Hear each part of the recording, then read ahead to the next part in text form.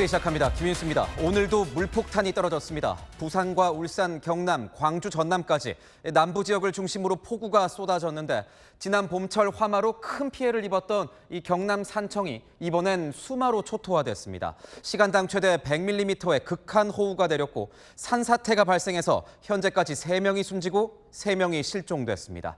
국가소방동원령에 더해 사상 초유의 전 군민 대피령까지 내려졌습니다. 오늘의 첫 소식 김승희 기자가 보도합니다. 도로를 가득 채운 흙탕물 위로 집 한 채가 통째로 떠내려갑니다. 앞에서 지켜보던 운전자는 깜짝 놀랍니다. 와, 저기 저.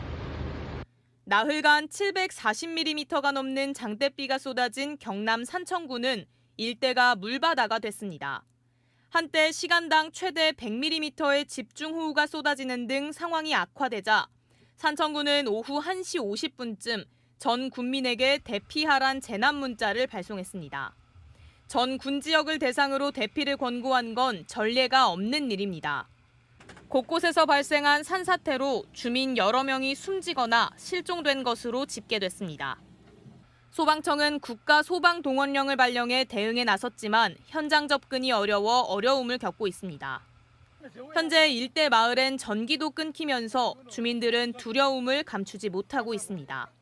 물이 안 내려와서 마을에 하나 들어갈 수가 없어 지금. 꿍꿍꿍 쾅쾅쾅 사는데 진짜 무섭지요. 아이고 지금도 트라우마가 있다.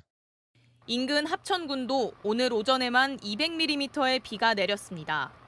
면사무소와 초등학교 입구는 통째로 물에 잠기고 마을 전체가 물바다로 변했습니다. 합천군은 합천읍 도심 전 구역이 침수됨에 따라 읍내 주민들에게 대피령을 내렸습니다. 가게 문은 기본이고 다 깨져가지고 에어컨 실외기라는 것들도 다 떠내려가는. 경남 지역엔 오늘 밤까지 비가 예보돼 추가 피해도 우려됩니다. 채널A 뉴스 김승입니다. 경남 산청엔 오늘 하루에만 300mm가 넘는 폭우가 내렸습니다. 퍼붓듯 내리는 비는 물폭탄과 다름없었고 마을 전체가 순식간에 물바다로 변했습니다. 이현용 기자입니다. 범람한 하천이 마을을 집어삼킬 듯 거세게 흐릅니다. 토사가 유출되면서 흙탕물이 한가득입니다. 거센 물의 압력에 도로는 물론 마을 곳곳이 찢기고 잠겼습니다. 계곡물은 불어나 지역 사찰로 들어가는 입구는 텅 비었습니다. 도로는 군데군데 금이 가거나 아예 주저앉았습니다. 야속한 빗줄기는 좀처럼 멈출 줄 모릅니다. 시장엔 물이 한가득 차올라 손님 발길이 뚝 끊겼습니다. 장사를 망친 상인들은 물을 빼내보려 안간힘을 써봅니다. 하수구에선 물이 계속 역류합니다. 이번에 여기가 처음이다. 가게 안에서 물은 아마 한 4달 처음이다. 사상 초유의 전 군민 대피령이 내려지면서 주민들이 빠져나가는 고속도로도 아수라장입니다. 달리는 자동차들 옆으로 산비탈에선 폭포수처럼 빗물이 쏟아집니다. 오늘 하루에만 300mm 안팎의 폭우가 쏟아진 산청은 마치 전쟁통에 폭격을 맞은 듯했습니다. 3만 3천여 국민들에게 이번 폭우가 핥힌 상처는 너무나 컸습니다. 채널A 뉴스 이현용입니다. 울산 지역도 피해가 심각합니다. 강물이 범람하면서 주택가와 주차장, 인근 도로가 물에 잠겼습니다. 얼마 전 세계유산에 등재된 방구대 암각화도 침수되면서 훼손되는 건 아닌지 우려가 커지고 있습니다. 이 소식은 배영진 기자가 전합니다. 울산의 한 강변도로. 차량들이 물에 잠겨 지붕만 겨우 보입니다. 얼핏 세봐도 수십 대가 넘습니다. 밤사이 폭우에 인근 하천이 범람하면서 차량들을 덮친 겁니다. 주민들은 어떻게 하지 못하고 발만 동동 구릅니다. 갑자기 쏟아진 폭우에 주차된 차량들이 물에 잠겼습니다. 현재 견인차로 긴급 이송 중입니다. 현장만 보이고 나는 방됐어가지고 차량을 접근을 못해서 갑자기 물이 5분 10분 안에 계속 갔었다고 해요. 어제부터 이틀간 울산에 200mm를 훌쩍 넘는 비가 쏟아졌습니다. 밤사이 한때 시간당 50mm가 넘는 물폭탄이 쏟아지기도 했습니다. 태화강 수위는 4m 이상 불어나면서 홍수특보가 내려졌습니다. 오늘 예정된 행사 무대도 흙탕물에 잠겼습니다. 동천 병영교에도 홍수주의보가 내려졌습니다. 인근 3개 마을에는 주민 대피령이 내려졌습니다. 물살은 되게 심하고 되게 특히 농사 짓는 사람한테는 상당히 피해가 많이 갈 것 같아가지고 좀 우려스럽죠. 방구대 안각화는 유네스코 세계유산 등재 일주일 만에 물에 잠겼습니다. 사연된 수위가 57m 이상 상승하면서 물에 완전히 잠겼는데 2023년 이후 처음입니다. 역시 많은 비가 내린 부산에서도 건물 외벽이 떨어지고 도로 파임이 생기는 등 피해가 발생했습니다. 채널A 뉴스 배영진입니다. 자, 광주에선 이런 일도 있었습니다. 한 어르신이 불어난 물에 휩쓸리면서 이 거센 물살에 갇혔는데 한 남성이 20분간 사투를 벌인 끝에 이 어르신을 구해냈습니다. 긴박했던 현장 함께 보시죠. 공국진 기자입니다. 거센 물살 속에서 뭔가를 붙잡으려 애쓰는 남성. 자세히 보니 바닥에 노인이 주저앉아 있습니다. 또 다른 남성이 돕기 위해 접근하다 거센 물살에 휩쓸려 갑니다. 쉼없이 몰아치는 물살에 노인은 숨쉬기조차 힘겨운 위급한 상황입니다. 아무리 당겨봐도 발이 어딘가에 걸린 듯 꼼짝을 못합니다. 빠졌다냐? 시간이 지날수록 물살은 더 거세지고 설상가상으로 차량 한 대가 떠밀려 내려옵니다. 맨몸으로 차량을 막아선 남성. 판자를 이용해 거센 물살을 막습니다. 여러 사람들이 모여들고 도구까지 동원해 힘을 모읍니다.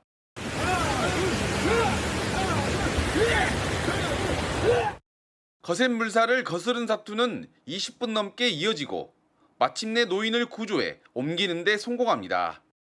노인을 구한 남성들은 사고 현장 인근 공업사 대표와 직원들이었습니다.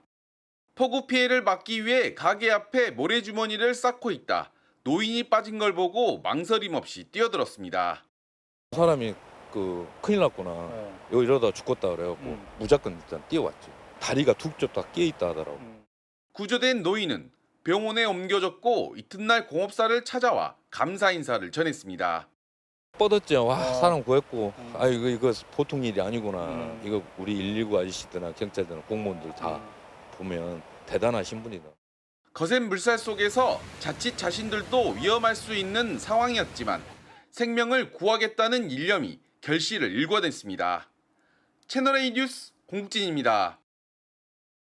이번 비가 어찌나 세게 또 많이 내렸는지 광주에선 거센 물살에 교각이 부러지는 사고가 발생했습니다. 이 상판이 휘면서 붕괴될 위기에 처했습니다. 김대욱 기자입니다. 1934년에 건설된 옛 산동교 교각입니다. 6.25 때 우리 군과 북한군이 치열한 격전을 치른 곳입니다. 전쟁도 버텼지만 이번 폭우는 이겨내지 못했습니다.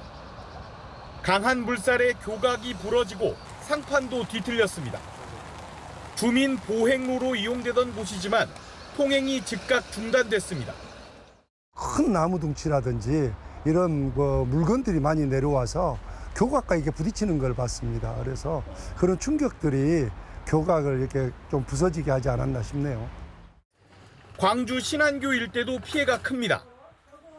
곳곳이 진흙범벅이 됐고 어디서부터 손을 대야 할지 막막합니다. 신안교 일대는 폭우로 뚝이 무너져 버렸는데요. 포대를 쌓아 임시로 벽을 만들어 놨습니다. 집안을 덮친 빗물에 미처 몸을 피하지 못한 할머니는 이웃의 도움으로 간신히 목숨을 구했습니다. 쓰레기가 가득 차고 그놈 치우면서 들어가고 부모님 모시고 업고 그놈 치우면서 밖에 나가서 물이 여기까지 차는데. 문종준 씨는 이웃을 구해야 한다는 마음에 과감히 물로 뛰어들었습니다. 들어가면 안 된다고, 위험하다고. 근데 어떻게 해요? 사람이 안에 있다는데. 그래서 업고 들쳐업고 거친 물살을 헤치고 나갔죠. 이 밖에 실종된 주민 2명의 수색 작업이 사흘째 이어지고 있지만 별다른 성과는 없었습니다. 채널A 뉴스 김대욱입니다. 이렇게 곳곳에서 침수 피해가 발생하는 가운데 수재민들의 눈살을 찌푸리게 만드는 영상이 온라인에 퍼져서 논란이 되고 있습니다. 침수 현장이 마치 수영장이라도 되는 양 헤엄을 치면서 웃고 떠드는 모습이 담겼습니다. 김동하 기자입니다. 흙탕물이 점령한 도로. 어른 가슴 높이까지 물이 찬 가운데 가방을 맨 남성이 물속으로 들어갑니다. 남성은 잠시 수영을 한 뒤 빠져나옵니다. 뒤따라오던 일행은 웃음을 터뜨립니다. 남성이 수영을 할 때 일행들이 뒤따라가는 모습도 포착됐습니다. 이번 집중호우로 일대가 물에 잠겼던 광주 신안교에서 촬영된 영상입니다. 저지대인 신안교는 400mm가 넘는 비에 30분도 안 돼 일대가 물에 잠겼습니다. 당시 차량들이 고립되면서 운전자들은 차를 버리고 몸만 피한 바 있습니다. 이런 가운데 다른 한편에서 수영을 하는 영상이 올라오자 주민들 반응은 싸늘합니다. 수해 피해 때문에 아직 복구도 안 된 상황에서 이런 수영하는 장난치는 모습을 보니까 좀 보기 안 좋기도 하고. 전문가들은 물이 찬 곳에서 수영을 하는 건 매우 위험하다고 경고합니다. 날카로운 물질이라든지 이런 것들이 바닥에 존재할 수도 있고요. 굉장히 위험성을 안고 있는 그런 장소죠. 그래서 이런 행동들을 하시면 안 됩니다. 집중호우로 도로가 침수돼 물이 차 있는 곳은 신속히 벗어날 것을 당부합니다. 채널A 뉴스 김동아입니다. 내란 특검이 윤석열 전 대통령을 구속 기소했습니다. 5가지 혐의를 적용했습니다. 법원이 구속 접부심 청구를 기각한 지 하루 만인데요. 특검팀은 윤 전 대통령이 출석 요구에 계속 불응하면 체포영장을 발부받겠다고 경고했습니다. 유준 기자의 보도입니다. 조은석 내란 특검이 윤석열 전 대통령을 직권남용 등 혐의로 구속 기소했습니다. 구속 기간을 연장하지 않고 바로 재판에 넘긴 겁니다. 박지영 특검보는 증거 수집이 충분히 이뤄졌고 윤 전 대통령에 대한 실효성 있는 조사를 담보하기 어렵다고 판단했다고 밝혔습니다. 윤 전 대통령은 그동안 특검 소환에 응하지 않았습니다. 특검은 윤 전 대통령에게 총 5개 혐의를 적용했습니다. 윤 전 대통령이 비상계엄 선포 전 국무회의를 소집하면서 특정 위원들을 부르지 않은 건 심의권 침해라고 판단했습니다.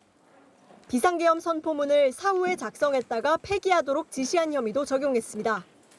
특검팀은 윤 전 대통령을 향해 계엄 통제 장치를 무력화했다고 지적했습니다. 특검은 윤 전 대통령이 구속 상태로 1심 재판을 받는 6개월 동안 이번에 포함되지 않은 외환, 이적 혐의를 조사할 예정입니다. 내란 혐의 외에 추가로 재판을 받게 된 윤 전 대통령은 앞으로 특검이 관여하는 수사나 재판에 응하지 않을 가능성이 높습니다. 간 수치도 너무 안 좋으셔서 관련 자료 제출하고 30분 조금 넘게 하셨던 것 같고. 특검은 윤 전 대통령이 소환에 불응할 경우 체포영장을 발부받을 수밖에 없다며 수사 협조를 기대한다고 밝혔습니다. 채널A 뉴스 유주은입니다. 김건희 여사와 관련된 의혹들을 수사 중인 민중기 특별검사팀도 속도를 내고 있습니다. 도이치모터스 주가 조작 사건에서 주도적 역할을 했던 이종호 전 블랙펄 인베스트 대표를 오늘 압수수색했습니다. 도이치 사건에 대한 특검의 강제 수사가 시동을 건 셈입니다. 배두헌 기자의 보도입니다. 김건희 특별검사팀이 오늘 오전 이종호 전 블랙펄 인베스트 대표의 경기 성남시 자택과 차량을 압수수색했습니다. 특검은 이 전 대표의 휴대전화를 확보한 걸로 전해졌습니다. 블랙펄 인베스트는 도이치모터스 주가 조작 사건에서 김건희 여사 계좌 관리를 맡았던 곳입니다. 이 전 대표와 권오수 도이치모터스 회장은 주가 조작 혐의로 징역형 집행유예를 확정받았습니다. 하지만 김건희 여사는 공모관계 증거 부족을 이유로 기소되지 않았습니다. 이 전 대표가 검찰 수사 때와 달리 특검에 김 여사와의 공모관계를 진술한다면 불기소 결과가 바뀔 수도 있습니다. 김건희의 문자나 메신저 내용, PC 기록 등을 확보할 필요가 있었음에도 불구하고 적절히 수사를 지휘 감독하였는지 다소 의문이 있습니다. 특검이 도이치모터스 사건 강제 수사에 나선 건 이번이 처음입니다. 특검은 이 전 대표가 도이치모터스 주가 조작 공범 A씨에게 집행유예를 받게 해주는 대가로 총 8,100만 원을 받았다는 변호사법 위반 혐의를 압수영장에 기재했습니다. 이 전 대표에게 다음 주 월요일 출석해 조사받으라고도 통보했습니다. 이 전 대표는 혐의를 부인하는 걸로 알려졌습니다. 채널A 뉴스 배두헌입니다. 갑질 의혹을 받고 있는 강선우 여성가족부 장관 후보자와 논문 표절 의혹을 받고 있는 이진숙 교육부 장관 후보자의 거취가 곧 결정됩니다. 이재명 대통령은 내일 인사청문회 관련 보고를 받은 뒤 임명 여부를 결정합니다. 여당은 특별한 결격 사유가 없다면서 엄호에 나섰습니다. 우현기 기자입니다. 우상호 대통령 정무수석이 인사청문회 주요 내용과 여론 추이를 내일 이재명 대통령에게 보고하기로 했습니다. 강유정 대통령실 대변인은 내부 보고와 관련 후속 논의는 내일 있을 예정이라고 밝혔습니다. 대통령께서 여러 가지를 종합적으로 고려해서 결정을 내리실 텐데 여러 가지 실수가 있다 하더라도 좀 포용력 있는 마음으로 봐주시기 바랍니다. 관건은 보좌진 갑질 의혹에 휩싸인 강선우 여성가족부 장관 후보자와 논문 표절 의혹을 받는 이진숙 교육부 장관 후보자의 임명 강행 여부입니다. 여권 관계자는 이 후보자보다 정치적 고락을 함께 해온 강 후보자에 대한 대통령의 고심이 더 깊은 걸로 안다고 말했습니다. 여당에서는 당 지도부가 결격 사유가 아니라며 지원 사격에 나섰습니다. 상임위에서 한 분은 인천 결과를 채택해두려고 얘기하고 있고 또 한 분은 긍정적으로 특별한 그런 결격에 이를 정도에까지 사정을 발견하지 못했다. 한 원내 지도부 의원도 충분히 사과했고 능력 면에서 봐줘야 하지 않냐고 말했습니다. 국회 여성가족위원회 여당 간사인 김한규 의원은 만약 대통령이 임명하려면 강 후보자의 추가적인 사과나 민주당 차원의 재발 방지 조치가 필요하다고 말했습니다. 채널A 뉴스 우현기입니다. 반면 국민의힘은 강선우, 이진숙 두 후보자에 대한 지명 철회를 요구했습니다. 이들은 검증이 아닌 수사를 받아야 될 상황이라면서 지금이라도 인사 실패를 인정하고 원점 재검토하라고 목소리를 높였습니다. 김유빈 기자입니다. 국민의힘이 대통령실을 향해 강선우, 이진숙 장관 후보자 지명 철회를 촉구했습니다. 온갖 논란에도 버티기로 일관하고 있는 이진숙, 강선우 후보자에 대한 국민적 분노가 임계치를 넘고 있습니다. 대통령은 국민 앞에 부끄럽지 않게 지명을 철회하고 이 후보자에 대해선 청문회에서 기본적인 교육관도 제대로 답하지 못하고 답변 지침서를 준비해 커닝까지 했다면서 자질이 부족하다는 점을 지적했습니다. 강 후보자에 대해서도 각종 의혹들이 터져나온다면서 인사 실패를 인정하고 원점에서 재검토할 것을 요구했습니다. 강선우 후보자는 자고 일어나면 새로운 의혹과 갑질 논란이 터져 이제는 검증이 아닌 수사를 받아야 한다는 목소리마저 나오고 있습니다. 국민의힘은 국민 눈높이에서 벗어난 인사를 밀어붙인 경우를 많이 봐왔다면서 다른 정권처럼 이번 정부에도 부담으로 작용될 것이라고 경고했습니다. 장관 임명을 막을 제도적 수단이 없는 국민의힘은 당분간 여론전에 집중하겠다는 방침입니다. 한 국민의힘 관계자는 이 대통령과 여당이 임명을 밀어붙일 경우 대통령과 거대 여당의 독주 프레임이 더 부각될 것이라고 했습니다. 채널A 뉴스 김유빈입니다. 네, 아는 기자, 정치부 정연주 기자 나왔습니다. 자, 정 기자, 물소대라고 하면 이제 단체로 강을 건너는 모습이 떠오르는데 이게 누구 전략입니까? 네, 바로 이재명 대통령입니다. 인선 전략인데요. 8년 전 성남시장 시절 발언 살펴볼까요? 이 대통령은 인선과 관련해 물소대 강 건너듯이 해야 한다. 따로따로 가면 다 잡아먹힌다라고 말했습니다. 대통령이 되고 실제로 실천을 했죠. 지난달 말 장관 후보자 11명, 6명을 엿새 간격으로 무더기 지명했습니다. 그러니까 이 검증해야 할 야당 입장에선 이렇게 되면 뭐 숨 쉴 틈도 없어지는 거잖아요. 네, 맞습니다. 당시 방송에서 이 대통령은 이렇게 부연했습니다. 한꺼번에 던져서 일률적으로 해치워야 한다고요. 야당 입장에선 준비도 부족하고 공세 포인트도 흐려질 테니 정신 없겠죠. 결국 뭐 강선우, 이진숙 후보자 임명 강행 여부가 최대 관심사인데 민주당 일각에서도 강 후보자 자진 사퇴를 언급했었는데 지금은 이게 쏙 들어갔어요. 네, 강성 당원들은 가만 있지 않았습니다. 이른바 수박 프레임도 씌웠는데요. 강 후보자 자진 사퇴 촉구한 더불어민주당 보좌진 협의회 역대 회장단들이 과거 어느 의원실에 있었는지 공유하고 있습니다. 한마디로 비명 의원실에 있었던 것 아니냐는 거죠. 의원들도 직접 공격했다면서요. 네, 강 후보자가 거취 결정을 해야 한다고 언론 인터뷰한 현 민보협 회장이 허영 의원실 소속인데요. 허영 의원 항의 문자 굉장히 많이 받는 것 같더라고요. 당원들이 커뮤니티에 올린 글을 보면 보좌관 관리 똑바로 해라. 다음 총선 생각이 많아진다는 내용이 올라와 있습니다. 그렇게 이런 분위기라면 여권에서는 뭐 자진 사퇴해야 하는 것 아니냐 뭐 이런 말 꺼내기가 쉽지는 않을 것 같아요. 네, 그래서인지 논란 초기와는 달리 강 후보자에 대한 거취 얘기는 거의 나오지 않고 있습니다. 한 의원은 정작 우리가 분열하면 대통령 결단의 부담이라면서 개인 의견 표명하지 말란 지도부 지침이 있었다고 말했습니다. 다만 이진숙 후보자에 대해서는 친명인 강득구 의원이 연구윤리 위반, 반민주적 행정 이력, 전문성 부족 등은 결코 가볍게 넘길 수 없는 중대한 결격 사유라면서 자진 사퇴를 촉구했습니다. 일각에선 한 명이 낙마하면 강 후보자보다는 이 후보자 아니겠냐는 관측도 나옵니다. 이제 대통령 결단만 남은 거네요.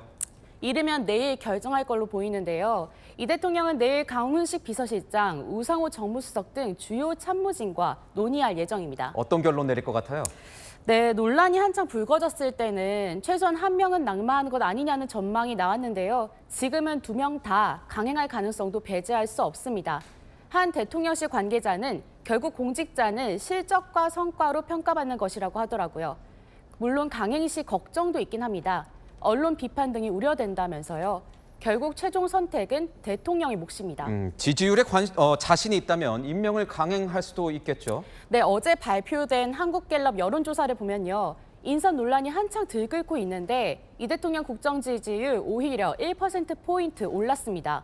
특검 수사에 혁신위 논란, 당권 싸움까지 질이 멸렬한 야당 상황도 강행 부담을 더는 요소겠죠. 그런데 강행을 한다면 야당의 공세가 강해지긴 할 텐데요. 네, 야당이 임명을 막을 수 있는 방법은 없지만 여론전 이야기를 계속 하겠죠. 이제 한 국민의힘 지도부 의원은 후보자들이 보여줬던 무자격 논란을 지적하는 메시지를 계속 내면서 비판할 것이라고 예고했습니다. 네, 잘 들었습니다. 지금까지 아는 기자였습니다. 헤어진 전 연인을 집요하게 스토킹하던 30대 남성이 경찰에 붙잡혔습니다. 여성이 사는 집 옆 건물을 통해서 이 창문으로 침입했는데 소리를 지르면 뛰어내리겠다면서 이 협박까지 했습니다. 이서영 기자의 단독 보도입니다. 골목길에 경찰이 속속 출동하고 소방관들은 에어매트를 가져와 분주하게 펼치기 시작합니다. 성인 키 높이까지 에어매트가 부풀어 오르자 지나가던 시민들도 발길을 멈추고 무슨 일이 벌어지는지 확인합니다. 잠시 후 수갑이 채워진 30대 남성이 경찰에 연행됩니다. 지난 16일 오후 6시쯤 헤어진 전 여자친구 집에 침입한 남성이 스토킹 처벌법 위반 혐의로 검거되는 모습입니다. 남성은 여성이 집 문을 열어주지 않자 옆 건물 옥상을 활용했습니다. 남성은 이 계단으로 지붕으로 올라가 옆 건물인 여성 거주지 창문으로 침입했습니다. 남성은 여성이 만나지 않겠다는 의사를 밝혔는데도 지속적으로 스토킹했고 이날도 죽겠다고 협박한 걸로 조사됐습니다. 에어매트도 이렇게 막 빨려있고 그런데 나중에 보니까 이제 경찰분들이 데리고 나오셔서 경찰차에 태우시더라고요. 경찰은 여성을 스토킹 보호 대상자 A등급으로 지정하고 스마트워치 지급 등 안전조치를 취했습니다. 남성에 대해서는 구속영장 신청을 검토 중입니다. 채널A 뉴스 이서영입니다. 식당에서 자신과 부딪혔다는 이유로 휘발유를 뿌리면서 다른 손님을 위협한 50대 남성이 체포됐습니다. 술에 취해 있던 이 남성은 출동한 경찰에게도 행패를 부렸습니다. 보도에 김민환 기자입니다. 서울의 한 식당. 검은 옷을 입은 손님이 테이블에 앉기 위해 의자를 뒤로 뺍니다. 그러자 뒤에 앉아있던 빨간 옷의 남성이 자리에서 일어나 소란을 피웁니다. 이 남성은 식당 밖으로 나가더니 주머니에서 무언가를 꺼내 자신의 머리에 쏟아붓습니다. 부은 액체는 휘발유. 시비 상대방이었던 손님에게도 휘발유를 뿌리고 같이 죽자고 협박까지 했습니다. 남성은 여기서 그치지 않고 주변 편의점으로 가 라이터를 구매합니다. 곧바로 식당으로 돌아왔지만 그 사이 출동한 경찰이 막아섭니다. 노라고 집에 가겠다고 하고 오른손에 라이터 있으니까 이거 불 붙일 거라고 얘기하면서 저희한테 욕설을 하면서 경찰은 남성에게 기름 냄새가 나는 걸 눈치챘고 라이터를 빼앗았습니다. 휘발유 냄새가 너무 많이 났고 그 오른손을 못 피게끔 계속 제가 잡고 있었어요. 거기는 라이터를 제가 뺀 거죠. 경찰은 남성을 특수 협박과 폭행 혐의로 체포했습니다. 남성은 현장에서 피해 손님이 기분 나쁘게 했다고 범행 동기를 진술한 걸로 알려졌습니다. 채널A 뉴스 김민환입니다. 대통령실이 2주를 준비 중인 청와대가 낙서 테러를 당했습니다. 한 40대 여성이 청와대 영빈관 출입문에 붉은 레커로 낙서를 했다가 경찰에 붙잡혔습니다. 뭐라고 썼을까요? 권경문 기자가 취재했습니다. 청와대 영빈관 출입문이 붉은색 레커로 뒤덮였습니다. 중앙에는 사우디라고 적혀 있습니다. 양 옆에도 성인 키높이로 낙서가 칠해져 있습니다.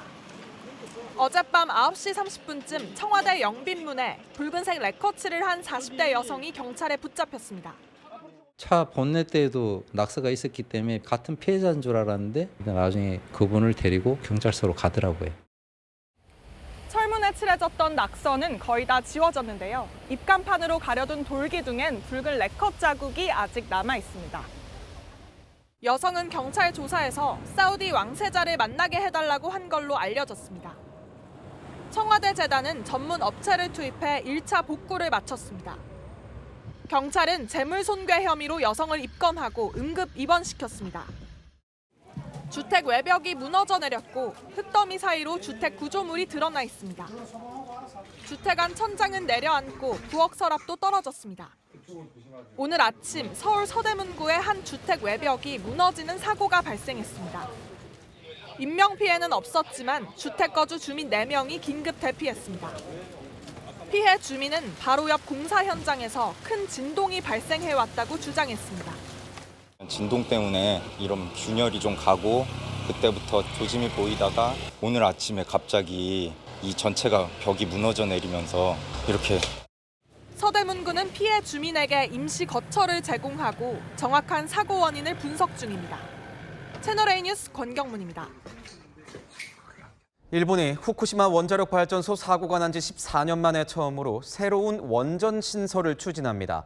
동일본 대지진 이후 원전 의존도를 낮춰왔던 일본인데 무슨 이유가 있는 걸까요? 김정근 기자입니다. 일본 이시카와현에서 규모 7.6 강진이 발생한 건 지난해 1월입니다. 이시카와현에서 차로 3시간 거리의 후쿠이현에 일본 간사이 전력이 원자력 발전소 신설을 검토 중인 걸로 전해졌습니다. 현재 후쿠이현엔 리하마 원전 3호기가 가동 중입니다. 다만 내년이면 가동 50주년을 맞는 만큼 간사이 전력 측은 안정적인 전력 공급을 위해 새 원전 건설이 필요하다고 보고 있습니다. 실제로 원전 신설이 추진된다면 조사부터 가동까지 20년 정도 걸릴 걸로 예상됩니다. 이시바 시게루 일본 총리가 이끄는 자민당은 내일 있을 참의원 선거를 앞두고 원전 활용 의사를 명확히 했습니다. 이시바 총리에 앞서 기시다 후미오 전 총리도 같은 방침을 강조한 바 있습니다.次世代革新炉の開発建設など今後の政治判断を必要とする項目が示されました。 일본의 원전 신설이 구체화되는 건 2011년 동일본 지진 이후 처음입니다. 일본은 2009년 가동되기 시작한 홋카이도 전력의 다마리 원전 3호기를 끝으로 신규 원전을 건설하지 않고 있습니다. 채널A 뉴스 김정근입니다. 보우소나루 전 브라질 대통령이 국가 주권을 훼손했다는 혐의로 전자발찌를 차게 됐습니다. 평소 친분이 있던 트럼프 미국 대통령이 50% 관세 부과 카드까지 빼들면서 브라질 정부를 압박했지만 오히려 역공을 당했습니다. 워싱턴에서 최주현 특파원이 전합니다. 브라질 수도 브라질리아의 한 고급 주택 앞에 경찰들이 서성입니다. 전자발찌를 채우라는 브라질 연방대법원의 명령을 집행하려고 자이르 보우소나루 전 브라질 대통령 자택에 급습한 겁니다. 브라질 대법원은 2022년 대선에서 루이스 룰라 대통령의 진 뒤 쿠데타를 모의한 혐의 등으로 기소된 보우소나루 전 대통령에 대해 위치 추적 전자발찌 부착 명령을 비롯해 SNS를 통한 외국 정보 관계자 접촉 금지, 외국 대사관 건물 접근 금지, 그리고 가택연금 등을 명령했습니다. 보우소나루와 그의 아들 에두아르도 의원이 대법원을 흔들기 위해 외국과 불법적인 협상을 하는 등 국가에 적대적 행위를 했다는 게 주된 이유입니다. 그간 보우소나루와 친분을 강조해온 도널드 트럼프 미국 대통령은 마녀 사냥이라고 비판하며 보호소나루를 풀어주지 않으면 브라질에 관세 50%를 부과하겠다고 위협해왔습니다. In one case, 50% Brazil, and because what they're doing to their former president is disgraceful. 보호소나루는 강하게 반발했습니다. Eu tenho horário para ficar na rua. 룰라 브라질 현 대통령은 트럼프는 세계 황제가 아니라며 트럼프와 각을 세웠습니다. 워싱턴에서 채널A 뉴스 최주현입니다. 스페인에서 에어쇼를 하던 중 공중에서 전투기와 갈매기가 충돌하는 버드 스트라이크 사고가 발생했습니다. 하마터면 아찔한 사고로 이어질 뻔했습니다. 서주희 기자가 보도합니다. 곡선을 그리며 화려하게 상공을 누비는 전투기. 빠른 속도로 주행을 하던 도중 급히 방향을 틉니다. 지난달 중순 스페인 공군의 유로파이터가 에어쇼에서 시범 비행을 하던 중 갈매기 한 마리와 정면으로 충돌한 겁니다. 당시 상황을 포착한 사진은 깨져나간 조종석 앞유리의 조각부터 갈매기 깃털과 뼈, 핏자국까지 담겼습니다. 해당 전투기는 긴급히 행사장을 떠나 인근에 있는 공군기지에 무사히 착륙한 것으로 알려졌습니다. 승용차 한 대가 마트 앞에 주차를 하려는 듯 하더니 그대로 돌진합니다. 유리문을 깨부수고 마트 안으로 들어선 뒤 계산대와 진열대까지 들이받고서야 멈춰섭니다. 마트 안은 순식간에 아수라장이 됐습니다. Ele acaba confundindo ali o pedal do freio com o acelerador e invade um supermercado. 브라질 파라나 지역의 한 슈퍼마켓에서 발생한 이번 사고로 한 명이 경상을 입고 86세 운전자와 조수석에 있던 그의 아내는 무사한 것으로 알려졌습니다. 현지 수사당국은 운전자가 실수로 페달을 잘못 밟았다고 보고 정확한 사고 원인을 조사 중입니다. 한 소년이 손에 쥔 개인기에 시선을 고정한 채 걸어갑니다. 너무 집중한 나머지 8m 깊이의 맨홀 구멍을 피하지 못하고 그대로 추락합니다. 한 걸음 앞서 걸어가던 아이 아버지가 놀라서 달려오더니 맨홀 안으로 따라 들어갑니다. 러시아 현지 매체에 따르면 아이는 현재 중환자실에서 치료받고 있습니다. 현지 당국은 맨홀 구멍이 열려있던 이유와 법 위반 여부 등을 조사 중입니다. 채널A 뉴스 서주입니다. 무더운 날씨엔 시원한 냉면 한 그릇 생각나지만 2만 원에 육박하는 가격 때문에 망설여지기도 합니다. 여기에 반기를 든 가성비 메뉴가 속속 등장하고 있습니다. 컵에 담겨 나오는 냉면과 빙수는 이 커피 한 잔 값에 즐길 수 있어서 인기라고 합니다. 김태우 기자가 취재했습니다. 서울 동작구의 한 음식점입니다. 손님이 주문한 비빔냉면이 나왔는데 그릇이 아닌 투명 컵에 담겨 나옵니다. 여름철을 맞아 컵에 담아 팔고 있는 특선 메뉴인데 살얼음 육수가 동나 못 파는 날도 있을 만큼 인기입니다. 그릇에 담긴 일반 냉면보다 주문이 더 많습니다. 4,000원짜리 컵냉면입니다. 일반적인 아이스 커피 용량의 컵에 계란과 오이 등 고명까지 올라가 있는데요. 맛은 어떨지 직접 먹어보겠습니다.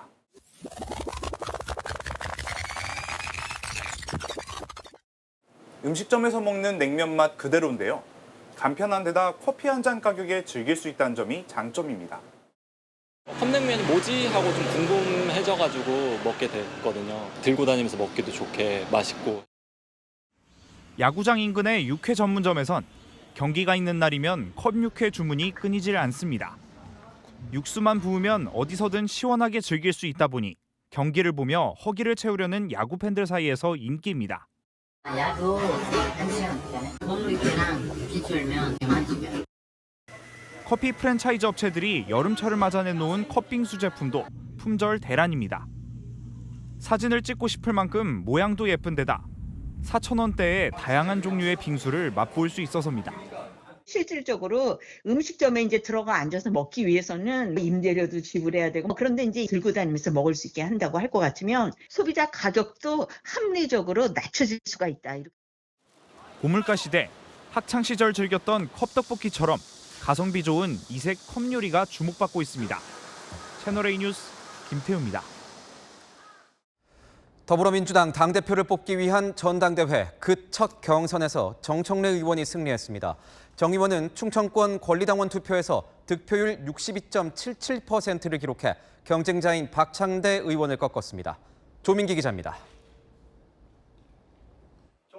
더불어민주당 차기 당대표를 뽑는 전당대회 첫 순회 경선 지역인 충청에서 정청래 후보가 승리했습니다. 충청권 권리당원 투표 결과 정 후보 득표율은 62.77%로 박찬대 후보를 제치고 1위를 기록했습니다. 오늘 결과에 대해서 저도 좀 놀랐습니다. 충청권 당원들의 과분한 지지를 받았습니다. 오늘 첫 번째 경선은 졌지만 더 열심히 하라고 당원 동지 여러분께서 명령을 내려주신 것으로 생각합니다. 두 후보는 모두 명심을 앞세웠지만 미묘한 입장차를 드러냈습니다. 싸움은 제가 할 테니 이재명 대통령은 일만 하십시오. 굳은 일, 험한 일, 싸울 일은 제가 하겠습니다. 제가 정말 좋아하는 친구이지만 저는 이 말에는 반대합니다. 대통령이 일하게 하려면 대표도 같이 일해야 합니다. 민주당은 수해 피해 상황을 고려해 내일 영남권 순회 경선도 오늘처럼 온라인으로 진행할 예정입니다. 경선은 다음 주 호남과 경기, 인천, 다음 달 2일 서울, 강원, 제주를 거쳐 마무리됩니다. 최종 당선자는 권리당원 투표 55%에 더해 대의원 투표 15%, 일반 국민 여론조사 30%를 합산해 선출되는데 권역별 경선에선 권리당원 투표 결과만 발표됩니다. 채널A 뉴스 조민기입니다. 끝나지 않았습니다. 국민의힘이 전당대회 일정을 확정하면서 유력 당권 주자들이 당권 레이스에 시동을 걸었습니다. 김문수 전 대선 후보는 이승만 전 대통령 추모식에서 이재명 대통령을 강하게 비판했고 안철수 의원은 한동훈 전 대표와 만났습니다. 무슨 이야기를 나눴을까요? 김민공 기자입니다. 김문수 전 국민의힘 대선 후보가 고 이승만 전 대통령 60주기 추모식을 찾았습니다. 차기 당대표 선출을 위한 전당대회 일정이 확정된 지 하루 만에 공개 행보에 나선 겁니다. 추모사에선 이재명 정부를 겨냥한 발언을 했습니다. 낙선하고 보니 건국 대통령이신 대통령님께서 얼마나 위대하신지 더욱 생생하게 느껴집니다. 대통령님이 계셨다면 이렇게 무기력한 쇠쇠 외교는 없었을 것입니다. 출마 관련 입장도 조만간 밝힐 예정이라고 했습니다. 전대 출마 선언 언제쯤 좀 하실까요? 네. 우리 발표를 하겠습니다. 장소는 좀 구상하고 계실까요? 좀 준비되는 대로. 지난 7일 일찌감치 출마 선언한 안철수 의원은 한동훈 전 대표와 비공개 오찬을 했습니다. 한 전 대표 측 관계자는 국민의힘이 극우나 윤어게인 부정선거를 주장하는 당이 되면 안 된다는 얘기를 한 것으로 안다고 말했습니다. 이 관계자는 당권 관련 논의는 하지 않았다고 전했습니다. 안 의원은 오는 22일부터 이틀간 대전과 수원을 방문해 중도 수도권 당심을 공략할 예정인 가운데 한 전 대표는 아직 출마를 고심 중입니다. 친윤계 일각의 지지를 받는 장동혁 의원은 다음 주 중후반 출마 선언을 할 예정입니다. 채널A 뉴스 김민곤입니다. 열왕열왕 정치부 박자은 기자와 함께하겠습니다. 첫 번째 주제 보겠습니다. 팬데믹 무승왕을 말하는 건가요? 네, 바로 팬데믹 개미왕입니다. 정은경 보건복지부 장관 후보자 아니라 정 후보자 배우자 이야기죠. 어제 있었던 인사청문회 배우자 주식 투자 때문에 논란이 됐었잖아요. 특히 5년 전에 정 후보자가 코로나19 방역 총괄할 때 배우자가 마스크, 손소독제 업체 정보 미리 알고 투자했던 것 아니냐는 의혹이 제기됐었죠. 국민은 불안에 떨며 약국 앞에 길게 줄을 섰습니다.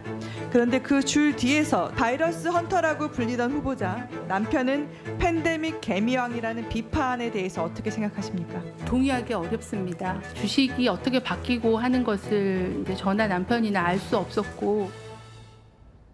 주목할 만한 장면이 또 있었나요? 네, 보좌진 갑질 논란 불거졌던 강선우 여성가족부 장관 후보자 병원 갑질 의혹까지 등장했는데요. 뜬금없이 정 후보자에게 물어봤어요.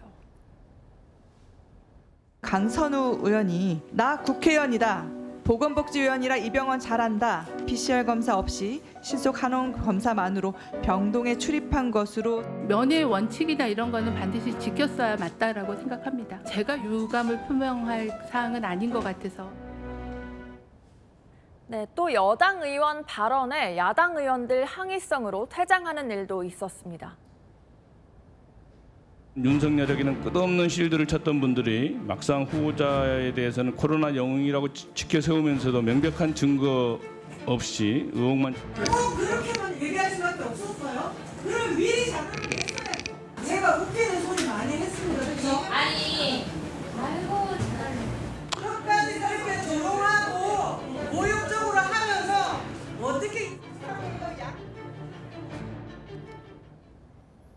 네, 이후 20분이 지나 청문회가 끝났는데요. 의혹이 완전히 소명되지 않은 데에는 증인이 단 한 명도 채택되지 않은 것이 한몫했다는 지적 나옵니다. 두 번째 주제 보겠습니다. 이번엔 뭐가 안 된다는 겁니까? 자격이 안 된다는 겁니다. 한 달밖에 남지 않은 국민의힘 전당대회 얘기입니다. 전한길 씨가 최근 윤석열 전 대통령을 지지하는 마땅한 후보가 없다면 당대표 후보로 직접 출마하겠다고 밝혔거든요. 전한길을 안고 가야지. 자꾸 윤석열과 거리를 둔다. 전한길과 거리를 둔다. 이러니까 국힘이 망하는 거야. 네, 그런데 반전은 출마 자격 없다는 겁니다. 후보 등록 신청일 기준 책임당원이어야 출마를 할 수 있는데 책임당원은 3개월 이상 당비를 내야 하거든요. 전 씨는 지난달 초에 입당했습니다. 출마 방법이 그럼 아예 없는 건가요? 비대위 의결이라는 방법이 있습니다. 책임당원 자격을 부여하는 방법이 있긴 하지만 비대위가 해줄 생각 없어 보입니다. 당대표에 출마하는 안철수 의원도 전 씨 입당이 당에 불지옥을 몰고 올 것이라면서 해당 행위라고 지적했습니다. 전당대회 나오긴 힘들어 보이는군요. 자, 다음 주제 보겠습니다.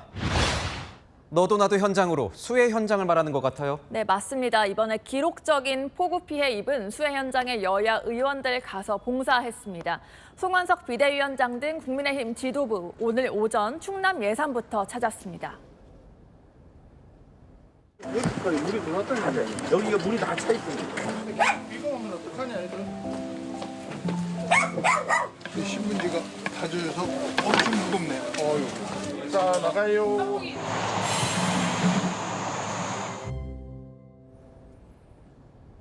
네, 민주당은 오늘 당대표 경선이 있었잖아요. 네, 맞습니다. 그래서 어제 정청래, 박찬대 두 후보가 각각 충남 아산과 당진 찾았고요. 또 피해 심한 광주 호남 지역의 지역구 의원들은 내려가서 현장을 도왔다고 합니다. 김병기 민주당 원내대표 겸 당대표 직무대행도 전체 의원단에 폭우 피해 현장 복구 활동 지원을 당부했는데요. 여당 지도부는 내일 오전 충남 아산을 찾습니다. 여야 모두 수해 피해 입은 국민 보듬는 데는 이견 없이 한마음 한뜻으로 뭉쳤습니다. 네, 잘 들었습니다. 지금까지 여랑여랑이었습니다. 호우특보가 발효 중인 남부를 중심으로 거센 비가 쏟아지고 있습니다. 앞으로 호남에는 많게는 100mm 이상, 영남에는 최대 70mm 정도의 비가 더 내릴 것으로 예상되는데요. 중부는 최대 80mm 정도로 밤부터 시간당 30mm의 폭우가 집중되겠습니다. 길었던 폭우는 내일 아침에 모두 그치겠는데요. 남부지방은 오늘 밤이면 소강 상태에 들겠습니다. 비가 그친 뒤에는 숨 고를 새도 없이 무더위가 찾아옵니다. 내일 서울은 한낮에 31도까지 오르겠고 체감더위는 더 높겠는데요. 급격한 기온 변화에 내일 중부를 중심으로 곳곳에 소나기가 지납니다. 비가 그치면서 하늘도 개겠습니다. 내일 아침은 서울이 24도, 광주와 부산 25도로 열대야가 나타날 수 있겠고요. 한낮에는 서울 31도, 대전과 대구 34도로 후텁지근하겠습니다. 다음 주에는 무더위 속에 소나기가 잦겠습니다. 날씨였습니다. 뉴스에 마칩니다. 시청해주신 여러분 고맙습니다.